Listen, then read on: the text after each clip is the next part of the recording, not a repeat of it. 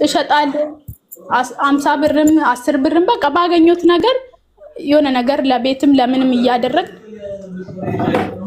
ለቤትም ላይ የሆነ ነገርም እያደረግን ቆየን። ከዛ እንደዛ እያልኩ እየሄድኩኝ ግን ኪሳራ መጣብኝ የሆነ ሰዓት ላይ። ማን ልጅሽን ይዛታል አንቺ ስትይ? ሱቅ መጀመሪያ ከግቢያችን ፊት ለፊት ነበረ ሱቁ መጀመሪያ ማለት ነው። ሌላ ቤት ተከራይ 250 ብር ነው ምናምን ነበር ተከራይተን የምንሰራው። ከዛ የቤቱ ኪራይ ወደ 350 ሲጨምሩብን ከዛ ግቢ ውስጥ 6 ቆርቆሮ ሰራው ማለት ነው በራሴ ብር። 6 ቆርቆሮ በራሴ ብር ትንሽዬ ሱቅ ግቢ ውስጥ ሰራው። ከዛ እዛ ውስጥ ወደዛ ገለበጥኩት። ሰው ግቢ እየገባ ይገዛሻል ማለት ነው። ግቢ ውስጥ ይሁን እንጂ እኮ መውጫው ወደ ውጪ ነው። ያኔ ወደ ውጪ ነው የሚያሳየው።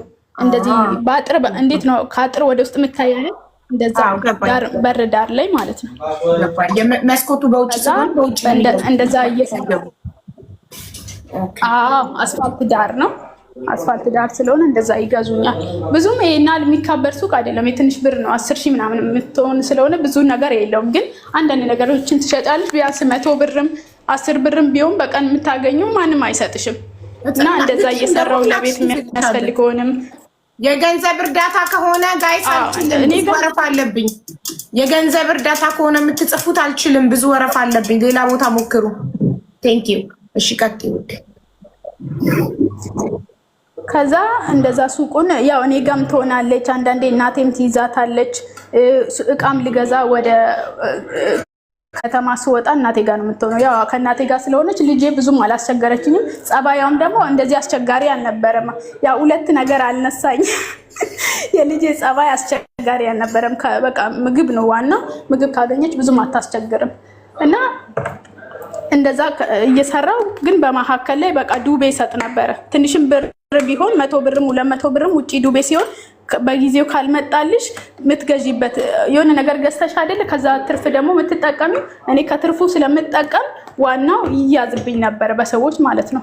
እና እነሱ እስከሚያመጡልኝ ድረስ በቃ እኔ ወደ ኪሳራ እየገባው መጣሁ። ከዛ መጨረሻ አካባቢ ላይ ግራ ገባኝ በቃ። ምክንያቱም እያዋጣኝም አልነበረም። ከዛ የሱቄን እቃ ትንሽ ነበር የቀረው፣ እሱን ለሰው ሸጥኩት። ከዛ በሱ በሚያስፈልገው ለልጄ የሆነ ነገሮችን ገዛው። ከዛ እንደዚህ የውጭ ፕሮሰስ ጀመርኩኝ ማለት ነው።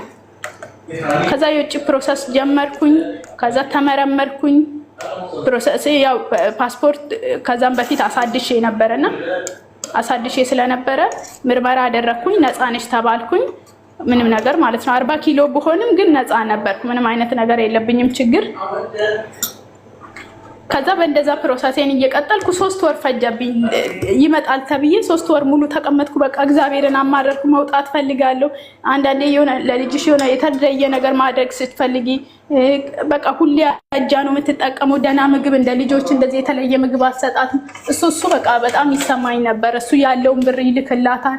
በቃ እሱንም ማስጨነቅ አልፈለኩም። ምክንያቱም ያለበትን ሁኔታ ስለማውቀው ተረዳሁት፣ አልፈረድኩበትም። እና እንደዛ እያደረግኩ ቆየው።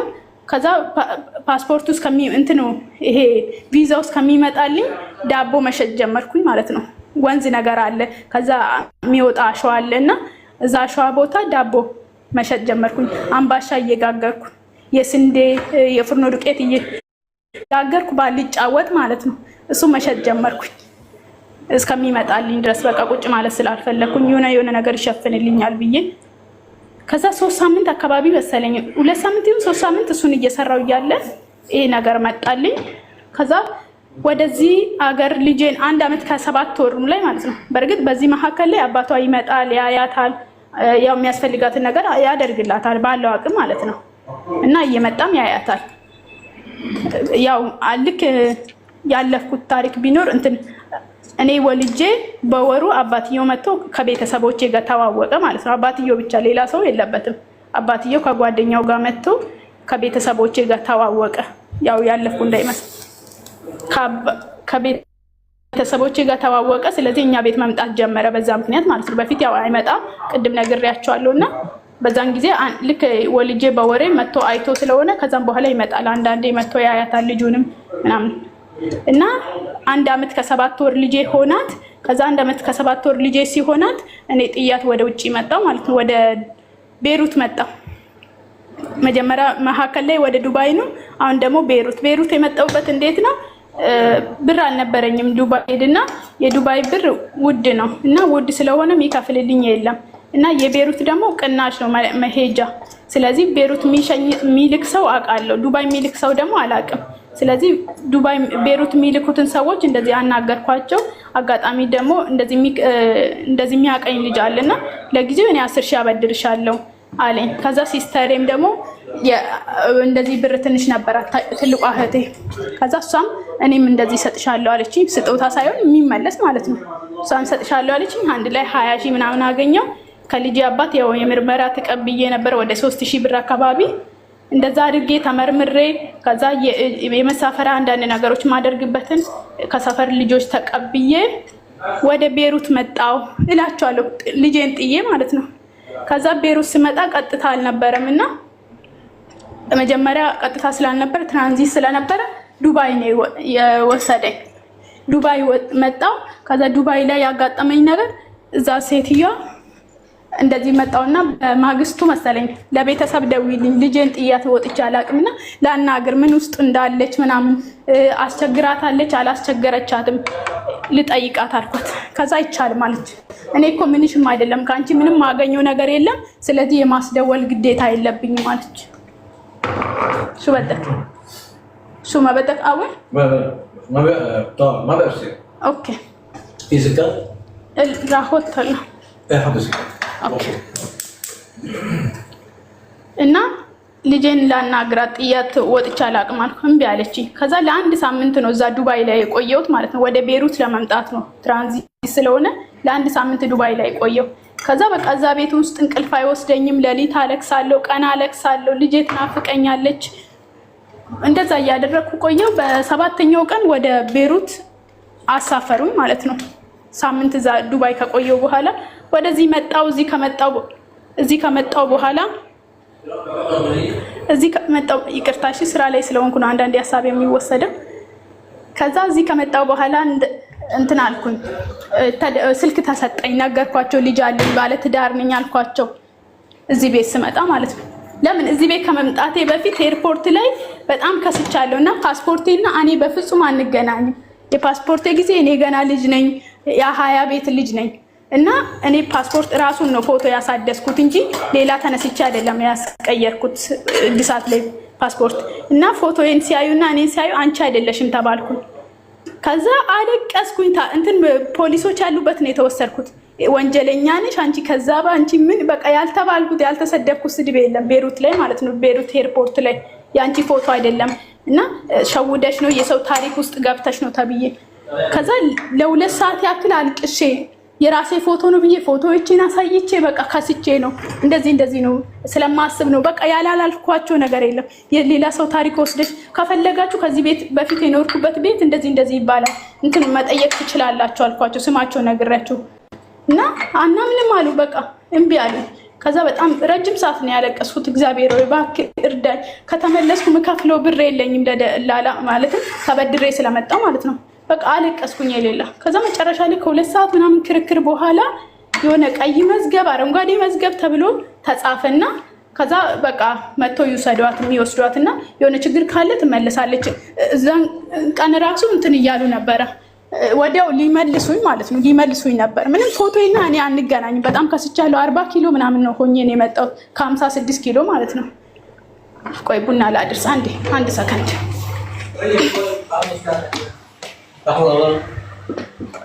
هنا؟ لا شكرا ابدا؟ لا ጨርሻለሁ።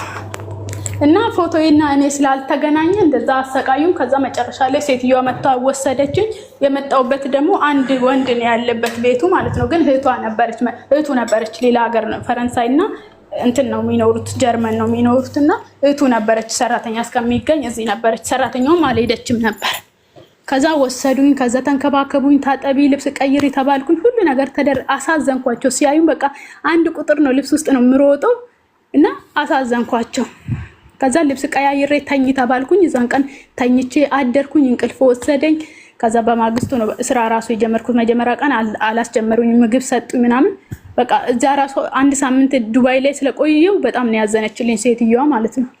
ከዛ እንደዛ ሆኜ እዚህ ቤት መኖር ጀመርኩኝ። መጀመሪያ የነበረችው ሰራተኛ አንዳንድ ነገሮችን አሳየችኝ። እሷ በሳምንቱ አረቀኑ ምናምን ቆይታ ሄደች። ሴትዮዋ አንድ ሳምንት ቆይታ በሰባተኛው ቀኗ ወደ ሀገሯ ተሳፈረች። እኔና ሰውዬው ብቻ ቀረን። ከዛ እንደዛ ቀርተን ስራዬን እዚህ ቤት መስራት ጀመርኩኝ። የሚቆጣኝ የለ፣ የሚገላምጠኝ የለ፣ የሚያዘኝ የለ። እኔ ነኝ ዕቃ የምገዛው። ያው አጠር እያደረኩ ስለሆነ እኔ ነኝ ዕቃ የምገዛው፣ እኔ ነኝ አስቤዛ የማደርገው፣ ምግብ የምችለው እኔ ነኝ የምሰራው። በቃ የቤት እመቤት በይኝ በቃ። እና እንደዛ ነው የሆንኩት እዚህ ቤት ውስጥ። አንዳንዴ በ6 ወር በ7 እዚህ ቤት መዳም የለም እንዴ? መዳም የለም እዚህ ቤት? ባባ የለም። ኦኬ ስንት ናቸው? የ56 ዓመት ሰው ብቻ ነው። አንድ ሰው ብቻ ነው 56 ዓመቱ ነው እሱ። አንድ ሰው ብቻ። ይሄ ቅድም መቶ ሲያናግርሽ ነበር። እሱ ጓደኛው ነው። ስለዚህ ጓደኛው ነው እሱ። ቅድም ሲያናግረኝ የሰማሽው ጓደኛው እና ሰውዬውሽ ጓደኛው መጥቶ እሱ አልነበረም ቅድም። እሺ ደሞዝ ሰውዬውም አለ። አሁን ሁለቱም አሉ። ደሞዝሽን በጊዜው ይከፍልሻል? $200 ነው እንደመጣው የሚከፈለኝ የነበረው። ከዛ እንዳልኩሽ በጊዜው $200 ይከፍሉኛል። ማንም ያዘኝ የለም፣ ይገላምጠኝ የለም። እዛ ወንድምየው አለ እዚህ። አንዳንድ ሴትዮ ትመጣና ታያለች፣ የጎደለውን ነገር አስተካክልኛለች። ከዛ ውጪ በአመት አንዴ ራሱ አትመጣም። እህቶቹ ናቸው የሚመጡት። እነሱ ሲመጡ ቤት አዘጋጅቼ የነሱ መኝታ ምናምን አስተካክዬ ያልሰራሁትም የጎደለ ነገር ከሆነ አሟልቼ ተጠቃችሁ። ማናት ወይ ሴትዮ አንዳንዴ ትመጣለች ያልሽ? የወንድምየው ሚስት አንዳንዴ መታ ትሄዳለች። ግን ብዙም ትኩረት ቤት ውስጥ አሰጥም እንትን አትልም። እዚህ ቤት የመምጣት ፍላጎት ብዙ የላትም፣ ወንድምየው ሚስት ማለት ነው። ምክንያቱም ያው በሷ ስም ስለመጣሁኝ ስራ እንድሰራ ነው የምታደርገኝ። ማለትም የሆነ ነገር ካልሰራው ይሄን ስሪ ትለኛለች። ማንም አዛዥ ስለሌለ ማለት ነው። ስለዚህ ብዙ የሚቆጣጠረኝ ሰው የለም። ጠዋት ተነሳው፣ ከሰዓት ተነሳው፣ ሰውየው ሲነሳ መድኃኒቱን የምሰጠው እኔ ነኝ። ሰዓቱን ጠብቄ ማታ ሰጠዋለሁ፣ ቀን ጠዋት ሰጠዋለሁ። ሰዓቱን ጠብቄ እሰጣለሁ። ከዛ ውጪ ማንም ያዘኝ አዛዥ የለብኝም ማለት ነው። ሰውየው ስራ ካልሰራ ማን ደሞዝሽን ይከፍልሻል? የአባታቸው ድርጅት አለ እና ከአባታቸው ድርጅት ነው ብሩን የሚያመጡት። አባትየው ከሞተ ወደ 5 ዓመቱ ነው እና እዛ መኪና ስፔር ፓርት ነገር አለ፣ እዛ ሄዶ ነው ብር የሚያመጣው። ሳምንታዊ አስቤዛ ራሱ እሱ ነው የሚያመጣው። ያመጣል፣ እኔ ወጥቼ ገዛለሁ። እቃ እኔ ነኝ ለቤት የምገዛ፣ ሳሙናም ሆነ ምንም ነገር እኔ የምፈልገውንም ገዛውም ተውኩም ብሩ ለኔ ነው የሚሰጠኝ። የወጪ ማለት ነው የቤት አስቤዛ ወጪ እኔ ብር የሚሰጠኝ ለኔ ይሰጣል። እገዛለሁ። መግዛት ያለብኝም ሳሙናም ይሁን ምንም ነገር ምግብም ይሁን አብረን እንወጣለን፣ እንገዛለን፣ እንመጣለን። በቃ በእንደዚህ አይነት ሂደት ነው እንትን ያልኩትና ልክ 3 ወር ስደርስ ታመምኩኝ ማለት ነው። እዚህ ቤት ውስጥ መጥቼ 3 ወር ሲሆን በቃ በጣም ትልቅ ህመም አመመኝ። በጣም ታመምኩኝ። በቃ የሚያረገኝን አላቅም። ሆዴ ውስጥ ያመኛል፣ ጎንና ጎኔን ያቃጥለኛል፣ ጀርባዬን፣ ደረቴን በቃ ላብድ ደረስኩኝ ማለት ነው። ሌላ ችግር የለም ግን አመመኝ። እዚህ ቤት መጥቼ በ3 ወሬ ከዛ ምን ልሆን በቃ ግራ ገባኝ። ምንሽን ታመምሽ? ሆዴን ያመኛል፣ ጎንና ጎኔን ያቃጥለኛል። ሆዴ ውስጥ ያመኛል እና ጎንና ጎኔን ያቃጥለኛል። ወገቤን ያመኛል፣ ጀርባዬን ያቃጥለኛል፣ እንደዚህ ደረቴን ያመኛል። እና ይሄን ነገር ነው የሚያመኝና በጣም በቃ አሳበደኝ። የመጀመሪያ ቀን የጀመረን ቀን በቃ መሆኑ ጠፋብኝ። በቃ ካሁኑ ታመሜ ልሞት ነው አልኩኝ። ምክንያቱም አስቢ ልጄን የሆነ ነገር የተሻለ ነገር ላደርሳት እዛ ከምቀመጥ ብዬ ነው ልጄን የእናት ፍቅር አሳጥቼ የመጣሁትና እዛን ቀን በቃ ስታመም ሞት ነው የመሰለኝ። በጣም ነው ለመጀመሪያ ጊዜ ነው እንደዚህ አይነት ህመም ያመመኝና ልክ ጠዋት ስነሳ ማታ ላይ በቃ በጨርቅ አስረዋለሁ። ምንም ህመሙ ቦታ አይደርስልኝም። ግራ ገባኝ። ከዛ ጠዋት ስነሳ ያ አዞረኝ ማለት ነው። እንደዚህ ይዞርብኛል። ከዛ ጭንቅላቴ ከዞረብኝ ሊጥለኝ ይፈልጋል። መጨረሻ ላይ ቁጭ ብዬ ማልቀስ ጀመርኩኝ። ከዛ የልጄ አባት ጋር ደወልኩና ከዛ እኔ በጣም አሞኛል ምናምን ነገር አልኩኝ። ከዛ ምን ሆነሻል? ማውራት እንኳን አቃተኝና ስልክ ዘጋውበት። ከዛ ደንቅጦ እናቴ ጋር ደውሎ አሟታል ብሎ ነገራችሁ ማለት ነው። ከዛ ሁሉም በቃ ሰው ተጨነቀ። ከዛ ለሴትዮዋ እዚህ ለወንድምየው ሚስት ተደወለና ነገርኳት። እንደዚህ አሞኛል ሐኪም ቤት ወሰዱኝ። ሰውየው ብሞት ብንፈራፈር አንስቶ ሐኪም ቤት አይወስድም። ሐኪም ቤት አይደለም ምንም ነገር ምን ሆንሽ እንኳን አይልም። አንዳንዴ ሳለቅስ አይቶ ለምን ታለቅሻለሽ ሊል ይችላል እንጂ ብሞት ምንም አይመስልም። ብወድቅ ሐኪም ቤት መሄድ አለባት የሚል ሰው አይደለም። በቃ ግድ የለሽ የሆነ ሰው ታውቂያለሽ። ናም ሾ ኦኬ። እና ምንም የሚለኝ ሰው የለም እዚህ ቤት የሆነ ነገር ብሆን ማለት ነው። ከዛ ለሴትዮዋ ለወንድምየው ሚስት ደውዬ ነገርኳት። ከዛ ለዛ ጋራጅ ውስጥ የሚሰራ ሰው እያለ እሱ ሐኪም ቤት ይወሰዳት ተባለ። ጧት ታመም ያለው ያልኩኝ ማታ 1 ሰዓት ላይ ከስራ ሲወጣ መጣ። ከዛ ወሰዱኝ። ልክ ሲወስዱኝ አንደኛው ሐኪም ቤት ተዘጋ። ከዛ ተመለስኩኝ። እንደገና ውሰዷል ሌላ ቦታ ተባለ። ሌላ ቦታ ስወሰድ ለአንድ ምርመራ $70 ጠየቋቸው። ከዛ እዚህማ ውድ ነው አሉኝ። ወደ ሌላ ቤሩት ወደ ሌላ አካባቢ ተወሰድኩኝ ማለት ነው። ከዛ እዛ ሄድኩኝ። የሽንትና የደም ምርመራ ታድርግ ተባለ። ከዛ ሽንቴ ላይ ሲታይ ያው እነሱ እንዳሉት ማለት ነው ኩላሊት ጠጠር አለባት ተባለ። ኩላሊት ጠጠር አለባት ተባለ። ከዛ ኩላሊት ጠጠር አለባት ተባለ። ደሙ ሲመረመር ደግሞ እኛ ራሱ እንዳንቺ አይነት ንጹህ ደም የለንም አለ ዶክተሩ ማለት ነው። ደምሽ ንጹህ ነው ግን ሽንትሽ ላይ እንትን አለ ረምል ምናምን ነገር አለ። ከዛ እሺ ብለን ከዛ ወጣን። ናም ኦኬ። ከዛም በኋላ የእንትን በዛን ቀን ተመርምሬ መጣሁኝ። ከዛ መድኃኒት ያመጡልኛል ብዬ ብጠብቅ ወፍ የለም። ከዛ 3ኛ ነው 4ኛ ቀን ላይ ሴትዮዋ እንደወልኩና ሐኪም ቤት እኮ የሄድኩት መድኃኒት ሊሰጠኝ ነው ግን የት አለ መድኃኒት እስካሁን አልመጣልሽም አለች። አዎ መድኃኒት አልመጣልኝም።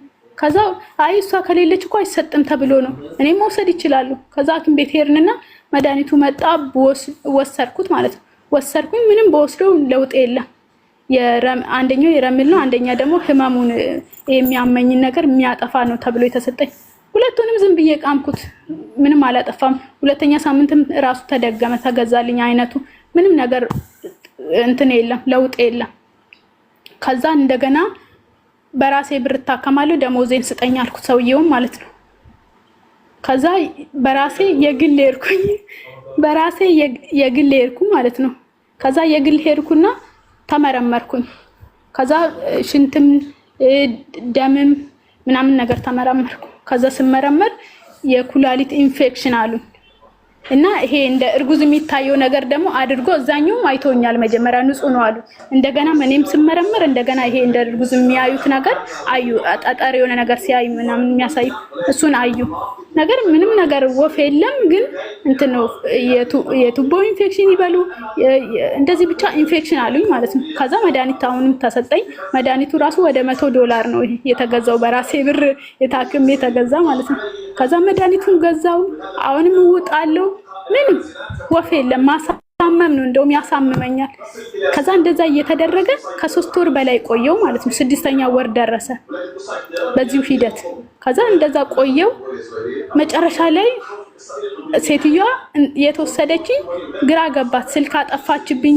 ከሰው ጋር ስታወሪ ነው ወሬ አብዝተሽ ነው የሚጨንቅሽ ብላኝ ስልኬን ተነጠኩኝ። ያኔ ዳታ አጠፉብኝ። ቁጥር ቀየሩ፣ የዋይፋዩን ማለት ነው። የሰውየው የወንድምየው ሚስት ነች እንደዚህ የምታደርገውና ቁጥር ቀየረች። አዎ ጭንቀት ይሆናል እንደዚህ የማይሆን ነገሮችን ቪዲዮዎችን እያየሽ ማለት ነው። እና እንደዛ ነገር እያየሽ ነው ከሰዎች ጋር የምትሰሚው ነገር ጥሩ ስላልሆነ ቴንሽን ሆነሽ ነው ምናምን ነገር አለችና ዋይፋይ ያጠፋችብኝ። ከማን ጋር ነው ማሬ እንዳታቆሚ እሺ። በዚህ ስልክ እየሰማሁሽ ነው፣ ገስት ላይ ባለው ስልክ፣ በዚህ ገስት ላይ ባለው እየሰማሁሽ ነው። ሽንት ቤት ይዤው ገባና ስልኩን ሰማሻለሁ። ሽንት ይቻላል እንዳታቆሚ ስነሳ የማትሰማሽ ነው። እንዳታቆሚ በዚህ ስልክ ሰማሻለሁ፣ ገስት ላይ ባለው ስልክ። እሺ ና እሺ። ከዛ እንደዛ ከሰዎች ከምትሰሚው ነገር ነው እንደዚህ ጭንቀት የመጣብሽ፣ ስለዚህ ስልክ ማቆም አለብሽ አለችና ስልክ አጠፋችብኝ። ለ1 ወር ወፍ የለም ማለት ነው። እናቴ ማናገር የለ፣ ልጄ ማናገር የለ፣ ምንም ነገር የለም። ከዛ መጨረሻ ላይ ከ1 ወር በኋላ እናቴ ዋትስአፕ እንድከፍት ለደላላይ ውሎ ተነገራት። ያው ደላላይ እኛ አካባቢ ስላለች ማቃስ ሴት ነችና ለሷ ተደውሎ እናቷ ዋትስአፕ ትክፈትና በዛ እናወራታለን አሉ። ከዛ ዋትስአፕ ከወር በኋላ ዋትስአፕ ተጋፈተ። በዋትስአፕ ማውራት ጀመርኩ። ከዛ በዋትስአፕ እያወራን እያለ በቃ ህመሙ በዛው ቀጠለ። ከዛ በጣም መታመም ጀመርኩኝ። ምግብ አያስበላኝም። እንደ እርጉዝ ሴት ነው የሚወጣው፣ ያስታውከኛል። ምንም አይነት ምግብ በልቼ አይስማማኝም። እንዳልኳችሁ ጀርባዬን፣ ሆዴን ምናምን ያቃጥለኛል። ከዛ ያቃጥለኛል። በዚሁ ቀጠል።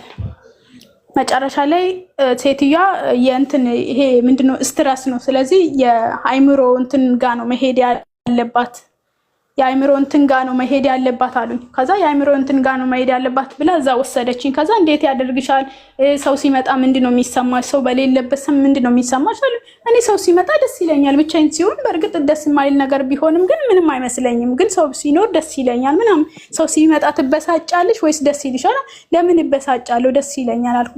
ከዛ በቃ ይሄ ነገር ጭንቀት ይሆናል ይሉና የስትረስ መድኃኒት ተሰጠኝ ማለት ነው። ከዛ የስትረስ መድኃኒቱ ተገዝቶልኝ መጣ $10 መሰለኝና የስትረስ መድኃኒቱ ተገዝቶልኝ መጣ። ከዛ ማታ ላይ ነው መጣውኝና ወሰርኩኝ። ከዛ ልክ ማታ ላይ ስትተኝ ውሰጂ ስለተባልኩኝ ማታ ላይ መጥቼ ስወስደው አሳበደኝ። በጣም ነው የሚያመው፣ በጣም የሚያቃጥለው፣ በቃ የሚያረገኝን አያላቅም በቃ። ከዛ ለአንድ ጓደኛዬ በዋትስአፕ ነው ያለኝ እንዳልኳችሁ፣ ዋትስአፑ ላይ ደውዬ እንደዚህ እኮ መድኃኒት የጭንቀት መድኃኒት ነው ብሎ አመጡልኝ። ከዛ እንደዚህ አይነት መድኃኒት ነው ብዬ ፎቶ አሳየዋት። ከዛ ፎቶን ሌላ ቦታ አሳይቷ አዎ ይሄ ለጭንቀት የሚሰጥ ነው ምናምን ነገር አሉና ቼክ ተደረገ።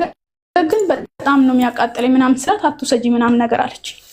አትውሰጂ ይሄ እንትን ነው እንደዚህ የአይምሮ ችግር ላለባቸው ነው። አንቺ ደግሞ የአይምሮ ችግር የለብሽም። እንደሰው ልትጨነቂ ልታስቢ ትችያለሽ፣ ግን የአይምሮ ችግር ስለሌለብሽ አትውሰጂ አለች። እና በብር ገዝታ ምን ላድርገው ስለ አይ በቃ አትውሰጂ ወስጃለሁ እያልሽ ጣዩ አለች። ከዛ በቃ የመጀመሪያ ቀን እንዳልኳችሁ ወሰርኩኝ። ያስታወከኝ ራሱ የሽሮ ፍቅፋቂ ነው የሚመስለው ከወዴ ውስጥ የወጣው ማለት ነው። ዛኔ መጀመሪያ ቀን የወሰርኩ ቀን የወጣ እንደዚህ የሽሮ ፍቅፋቂ ነው የሚመስለው። ምግብ ምንም አይነት ምግብ በልቼ የሚስማማኝ ምግብ የለም፣ ያመኛል። ገና አፌ ላይ ሳረገው ነው ወደ ላይ የሚገፋኝ። እና በቃ ጭንቀቱ እየጨመረ መጣ። በቃ በሽታዬንም አላወኩም፣ መድኃኒት አልተገኘልኝ። በቃ ጨነቀኝ፣ በቃ ምሞትም መሰለኝ። ከዛ በቃ ምን ያለበት ልጅ ያጠገብ ሄጄ ብሞት ብዬ በቃ ማሰብ ጀመርኩኝ ማለት ነው። በቃ ሰዎቹን ማጨናነቅ ጀመርኩኝ። በቃ እኔ ምግብ እየተበላልኝ አይደለም፣ ስራም ደግሞ መስራት አቅቶኛል፣ እኔ ይደክመኛል ምናምን ነገር አልኳቸው። ከዛ እንዳልኳችሁ መድኃኒቱን ውሰጂ፣ መድኃኒቱን ለ2 ሳምንት ለ3 ሳምንት እስከምትወስጂ እንትን ሳይድ ኢፌክት ስላለው ሊያሳምምሽ ይችላል። ከዛም በኋላ ግን ትለማመጃለሽ። በትንሹ ለ3 ወር በትልቁ ደግሞ ለ9 ወር ነው ይሄ መድኃኒት የሚያሽልሽ እንጂ በአንዴ አይደለም አለችኝ። በትንሹ ለ3 ወር በትልቁ ለ9 ወር። ያ ማለት ደግሞ ጀምሬ ኢትዮጵያ ልገባ ስለ አካባቢ ነው መድኃኒቱን ማቆመው ማለት ነው። እዛ ቤት እስካለው እሱ መድኃኒት መቃም ግዴታ አለብኝ።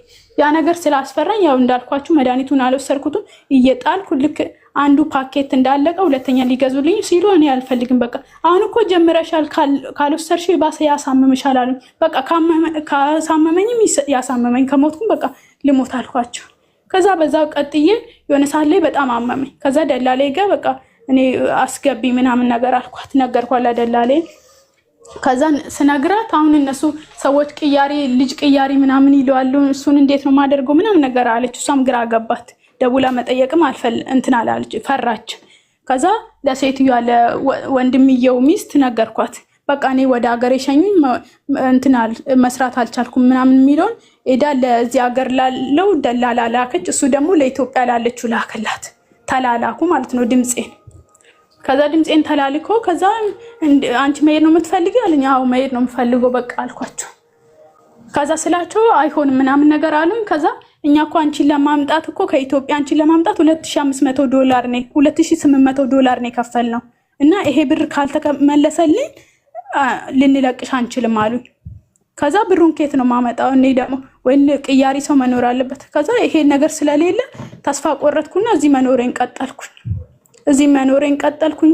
ከዛ ምግብም ያው ብዙም አይበላልኝም፣ ትንሽ ብቻ በቃ ላለመሞት እንዴት ነው ውሃ ጠጪ ተብያለሁ። ውሃ በጣም ነው የምጠጣው እና ላለመሞት በቃ እየቀመስኩኝ የሚወጣውም እየወጣ የሚገባውም እየገባ በእንደዛ ቀጥዬ ከዛ ጊዜው እየረዘመ ሲመጣ ትንሽ እየተሻለኝ እኔም እየተረጋጋው ምናምን በቃ እንደዛ መጣው። ከዛ እየሰራው ከ1 አመት አለፍኩኝ ማለት ነው። የጀመረኝ 3ኛ ወር ላይ ከ1 አመት አለፍኩኝ። ትንሽ እኔም እየተረጋጋው መጣው። ከዛ ከተረጋጋው በኋላ ያው ጦርነት መጣ። በጦርነቱ ምክንያት ያው ታውቃላችሁ ባለፈው ጥቅምት ላይ ተከሰተውና በሱ ምክንያትም በጣም ብዙ ተጨንቄ ነበረ። የህመሙ ስሜትም ያው አለቀቀኝም። ግን እግዚአብሔር ይመስገን በተሻለ ከመጀመሪያ በተሻለ ደህና ነኝ። ያኔ ይሄና ለአንገብጋቢ እንደመጀመሪያ አልነበረም። ራሴን እያረጋጋው ላለማስጨነቅ ምናምን እንቅልፍ የሚባል ነገር ለሊት አልተኛም። ጧት ነው እንቅልፍ የሚወስደኝና እንደዛ እየሆንኩኝ በቃ እንዴት ነው ባለፈው እንደውም እዚህ የገባችው የሆነ ጭንቀት ምናምን ይዟት ወደ ሀገሯ የገባችው ልጅ አለች እና በቃ የሷ ስሜት ነበር እኔ ራሱ ሲሰማኝ የነበረና በቃ ሁሉ ነገር ነው እንትን የሚያስፈራራኝ። ቤት ውስጥ የሆነ ሰው ያለ ነው የሚመስለኝ። መተኛት አልችልም። ብቻ እንደዚህ አይነት ጭንቀቶች መጡብኝ። ከዛ በእንደዛ አይነት እየተደረገ አመት አለፍኩኝ። ሁለተኛ አመቴን ጨርሼ በቃ ገባለሁ ምናምን ብዬ አሰብ ግን ልክ አመት ካለፍኩኝ በኋላ ቤት ጀምሬ ነበር እዛው ግቢ ውስጥ የመጀመሪያ የሰራው ቤት ግቢ ውስጥ 39 ቆርቆሮ ቤት ጀምሬ ነበር። ከዛ ቤቴን ጀመርኩኝ። እኔም ትንሽ እየተሻለኝ እየተረጋጋው ምናምን መጣው። የጨጓራ ኬዝ ይመስለኛል ያው ከዛም በኋላ አልተመራመርኩምና የጨጓራ ኬዝ ይመስለኛል እንደዛ የሚያደርገው ስሜትና ከዛ ቤት ጀምሬ ነበረ። ቤቴም ልክ ሁለት አመት አካባቢ ላይ እንትን እያለቀልኝ መጣ። ቤቴን ጨረስኩት። ከዛ ወደ ሀገሬ ይገባለሁ በ3 ወሬ ምናምን በ6 ወሬ ብዬ ያሰብኩት እዚሁ ቤት መቀጠሉን እንትን አልኩኝ ማለት ነው። ምክንያቱም ሌላ ቦታ ከገባው እንደዚህ ቤት ነፃነት የሚሰጠኝ የለም። ታምሜ እንኳን ሰውየው ስለማይናገረኝ መተኛት እችላለሁ። የሆነ ስራ ትንሽ ሰርቼ ወዲያው መተኛት እችላለሁ። ስለዚህ ሌላ ቤት ብቀይር ከዚህ ቤት መውጣት ስለማልችል ማለት ነው አማራጭ ስለሌለኝ ወደ ሀገሬ መግባት ነው የፈለኩት። እሱን አልችልም። ሌላ ሰው ቤት ደግሞ መቀየር አልፈልግም። ምክንያቱም እዚህ ቤት ያለውን ነፃነት እኔ ስለማውቀው ማለት ነው። ማንም አይናገረኝም። ለምን ተኛሽ፣ ለምን ወጣሽ፣ ለምን ገባሽ የሚለኝ ነገር የለም። ከቤት አልወጣም በእርግጥ እና ያ ነፃነት ስላለ ብዬ ያው ቀጠልኩኝ ማለት ነው። ከዛ 2 አመት ደረሰ። ከዛ 2 አመትም ስደርስ ያው ቤት ሰርቼበት ስለነበረ ብሩ እንትን አልኩኝ። ብር አልነበረኝም ወደ ሀገሬ ለመግባት። ስለዚህ 3ኛ አመቴን ቀጠልኩኝ። ቤቴን ጨረስኩኝ። 3ኛ አመቴ ላይ ደግሞ አሁን ለእጅ የሚሆን እየያዝኩ ነው እና ታሪኬ ባጭሩ ይኸው ዛሬ ላይ እግዚአብሔር ይመስገን ትንሽ ጨጓራ ችግር ነው ያለብኝ። በመጠኑ ደህና ነኝ። ልጄም አሁን አድጋ 4 አመት ከ6 ወርዋ ነው እና እግዚአብሔር ይመስገን ታሪኬ ባጭሩ ይሄን ይመስላል። በእርግጥ እንደዚህ ሳወራ ቀላል የሚመስሉ ነገሮች አሉ፣ ግን ውስጡ ማላወራቸው ደግሞ ብዙ እንትኖች አሉ፣ ጉዳቶች አሉና ሁሉም ነገር አይወራም እና ይሄን ይመስላል። ስላዳመጣችሁኝ በጣም አመሰግናለሁ። አሁን ከ4-5 ወር በኋላ ወደ ሀገር ይገባለሁ። ታሪኩ ባጭሩ ይሄን ይመስላል ስትይ ባጭሩ እያሉ ይጽፋል። እኔ የልጅሽ አባትስ ምን እየሰራ ነው? 4 አመት አንቺ ቤሩት ላይ ልጅሽ 4 አመት እስኪሞላት ቤሩት ላይ ሰርተሽ ቤት ስትሰሪ ሱት እያደረገ ነው። እሺ 3 አመት እኮ ልጃቸው 4 አመት እስካሁን ወታደር ነው። አይ ከውትድርና ወጥቶ አዋሳ ላይ ዝም ብሎ ኖርማል ዝም ብሎ ስራ ይሰራል። ዝም ብሎ ስልሽ እንደዚህ ከመንግስት ጋር የተያያዘ ማለት ነው። ከመንግስት ጋር የተያያዘ ስራ አብራችሁ ወጣ እንዴ? አብራችሁ ናችሁ? እስካሁን ግንኙነታችሁ ሰላም ነው? አዎ እናወራለን። ኧረ እናወራለን ምናምን ምንም ነገር እንትን አላለን። እናወራለን በስርዓቱ ማለት ነውና እሱ እዛ አዋሳ ላይ ስራ አለው እዛ ከመንግስት ጋር እሱማ 2 አመት ላይ ግቢ ብሎኝ ነበር። ያመመኝ ሰዓት ራሱ በቃ ችግር የለውም እኔ እንደ በፊቱ ያው መከላከያ ውስጥ በሚሰራ ሰዓት ደሞዙ ትንሽ ነውና አሁን ደግሞ ትንሽ ቦታም ስለቀየረ እንደ በፊቱ ደሞዜ እንትን አይደለም። ትንሽም ቢሆን ላስተዳድርሽ ይችላል። እንደዚህ የሚያምሽ ከሆነ ግቢ ብሎኝ ነበር። ግን እኔ ቤቴንም ጀምሬ ስለነበረ ቤቴን አቋርጬ መግባት አልፈለኩም። ስለዚህ ቤቴን ጨርሼ ነው መግባት የፈለኩት። ቤቴን ያው 2 አመቴ ላይ ጨረስኩኝ። 2 አመት ከምናምን ላይ ትንሽ ብር መያዝ ጀመርኩኝ ማለት ነው። እና ብር መያዝ ጀመርኩኝ። እሱ ጋር እናወራለን። ውትድርና መውጣት ይቻላል? ጡረታ ሳይወጡ ወይ አካላቸው ሳይጎል ከውትድርና ዝም ብሎ በሰላም መውጣት ይቻላል? አልፈልግም ብሎ መሰለኝ። እርግጠኛ አይደለሁም እንዴት እንደወጣ ግን አልፈልግም ብሎ መሰለኝ። ይቻላል እንዴ? አልፈልግም ብሎ መውጣት እንደዛ መሰለኝ። ግን አሁን የሚሰራው በርግጥ ልክ እንደዛው ፌደራል ፖሊስ ነው። ስልጣን አግኝቶ ማዕረግ አግኝቶ ምናምን ይሆናል እንጂ አልፈልግም ብሎ መውጣት ይቻላል? 7 አመት ሳያገለግል 7 አመት አገልግሏል። እስከ 5 እንደሆነ አውቃለሁ። ግን 7 ይሙላ አይሙላ አላውቅም። 7 ይሙላ ቢያንስ 5ቱን አውቃለሁ። ግን ከዚህ በላይ ያገልግል አያገልግል አላውቅም። ግን የሚቻል መሰለኝ እንደዛ ነው። ግን አልፈልግም ብሎ ነው የወጣው። ምክንያቱም በጣም እዛ ሰዓት ላይ በጣም ብዙ ጉዳት የሚያደርሱ ነገሮች ነበሩ። ታውቂያለሽ የዛሬ 2 ዓመት 3 ዓመት የነበረውን ጦርነት እና ከ4 ዓመት በፊት የነበረውን ነገር በዛ ሰዓት ነው እንትን ያለው ለልጄ መኖር አለብኝ ብሎ የወጣውና እና እንደዛ ነው ያለው። ቶሎ ሳትረሳሱ ሳያልቅ ልንገርሽ ማሪ፣ ከዓይኔ ራቀ ከልብ ይርቃል። ቶሎ ሳትረሳሱ ፍቅራችሁ ሳያልቅ ግቢና ሁለተኛ ልጅ ድገሚ። ወይ ልጅ አሁን ላይ መድገም አልፈልግም። እኔ የሆነ ነገር የተሻለ ነገር እጄ ላይ ሳይሆን እኔ በዛችኛው ልጅ ያየሁትን ስለማቅ እኔ እንጃ ገብቼ ራሱ መርፌ የምጠቀም የምር እኔ ያሳለፍኩትን እኔ ስለማቅ በቃ እኔ አልችልም። እኔ እስከመቼ ታዲያ? በዛ ላይ እኮ ጡት ስለማላ እዛን ጊዜ አላጠባውም።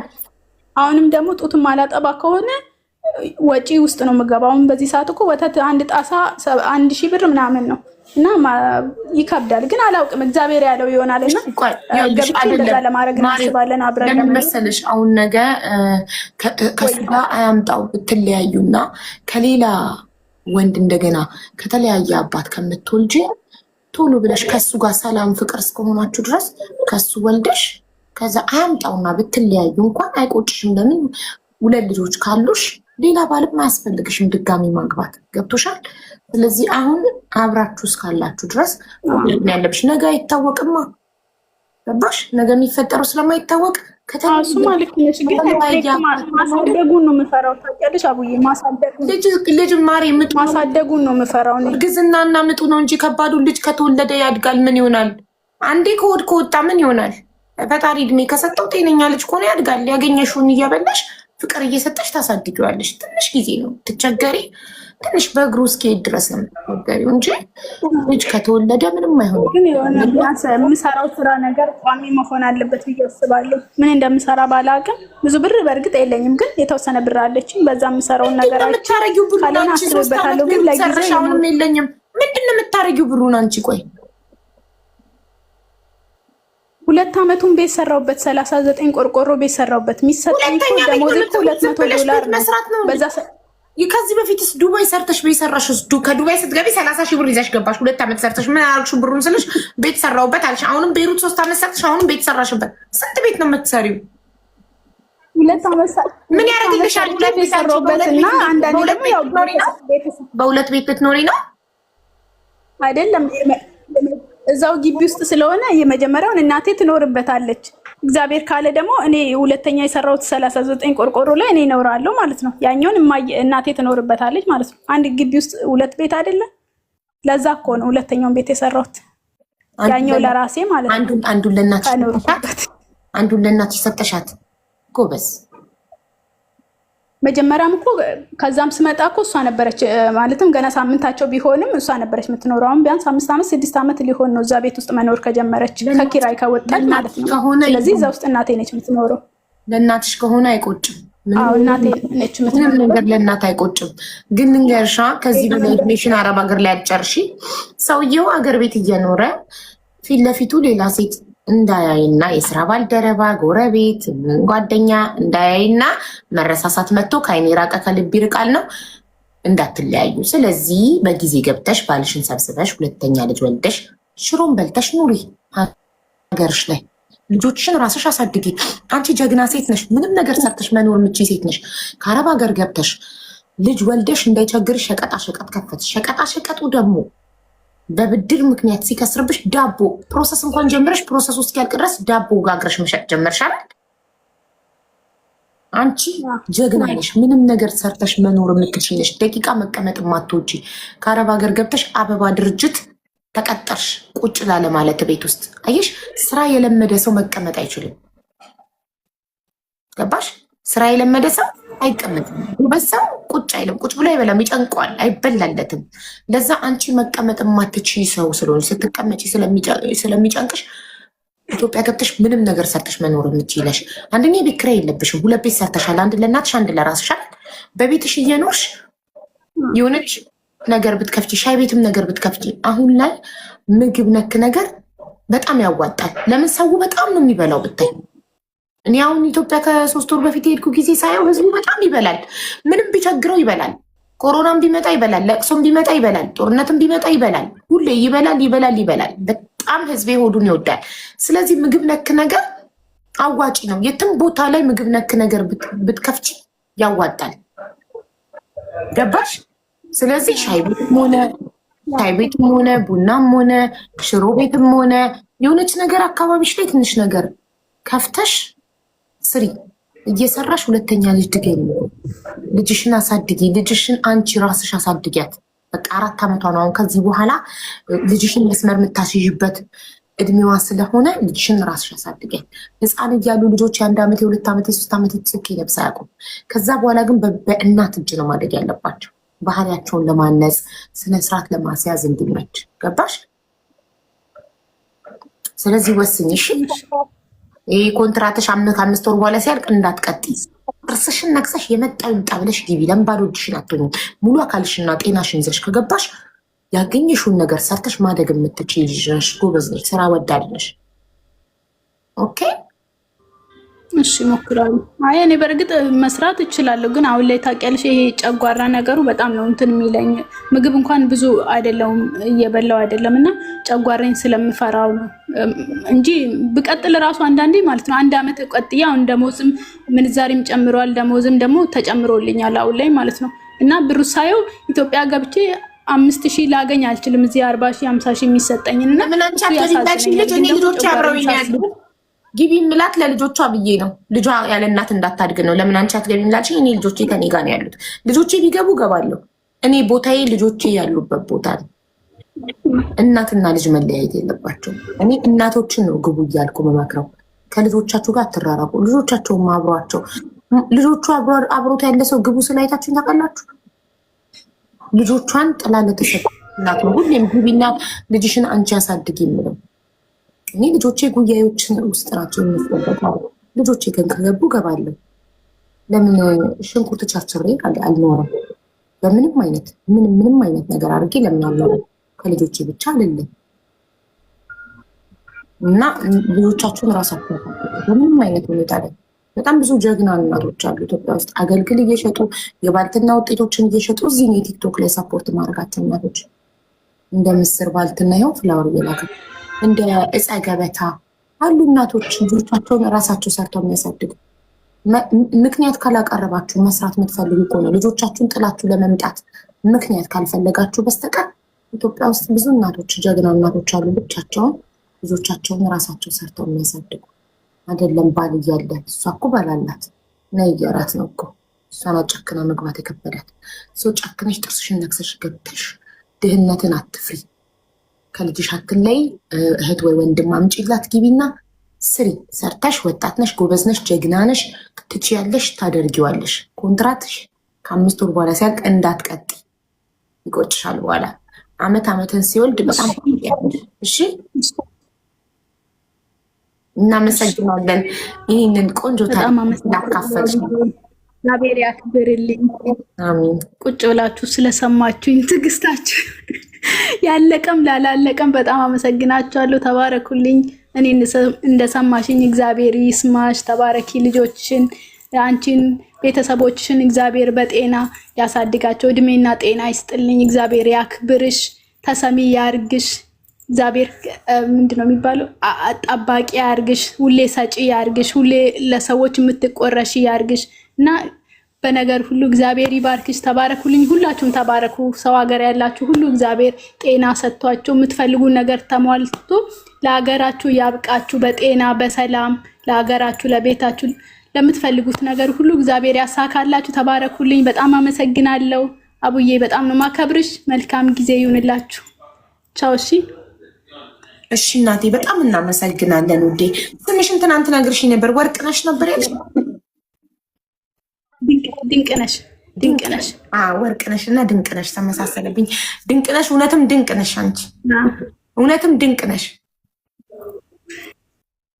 አመሰግናለሁ ብዬ እናቴ በርቺ። እሺ መልካም ጊዜ። ገቢ ንገሪኝ። እሺ እሺ መግባትሽን መተሽ ግን ከልጅሽ ጋር አስተዋውቂኝ። እሺ ችግር የለውም አስተዋውቅሻለሁ። እሺ እሺ ቻው። ልጅ ከእናቱ ጋር ማድረግ ያለበት ትክክል። ማሪ ማን ነው የሚጻፈው? ሚያ ጉድ አይዲያ የኔ ሀሳብ ነው። በጣም ነው የምወደው ይህን ሀሳብ። ሁሉም ልጆች ከእናታቸው ጋር የማደግ ሙሉ መብት አላቸው።